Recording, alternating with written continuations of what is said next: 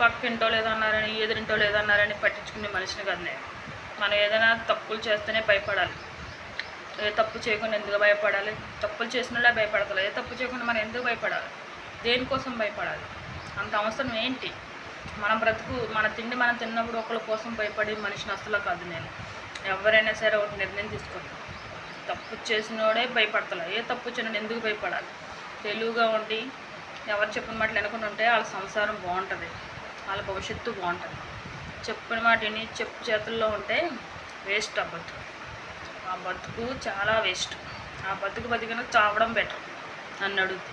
అంతేగాని ఎవరి మాటలు నమ్మకూడదు. అయ్యో మురుగుతే ఎన్నో అంటాయి. మనం చేసుకున్నవాడు మనం ఒక మాట మీద ఉండి ఒక నికరంగా ఉంటే వర్లా చెప్పిన మాట అనుకో వాళ్ళే పోతారు. మనకేంటి నష్టం? పోతారు ఉంటారు. ఆ మాట ఏ మాటలు అంటే మనం బాగుపడం, అస్సలు బాగుపడం. ఇది నిర్ణయించుకుంటామే. చెప్పుడు మాటలు చెప్పు చేతులు ఉండటం పాత రోజులే, ఈ రోజులు కాదు. అందుకే చెప్పిన మాటలు చెప్పు చేతుల్లో ఉండటం వేస్ట్. మనం శుభ్రంగా ఉన్నామా, మన పిల్లలు శుభ్రంగా ఉన్నారా, దేవుడు ఇచ్చిన వారికి తింటున్నాము ఉంటున్నాం అంతే. అదే లెక్కేసుకోవాలి. వాళ్ళు సొమ్ము తింటున్నామా, వాళ్ళ ఇంట్లో ఉంటున్నామా, ఏంటి బతుకు?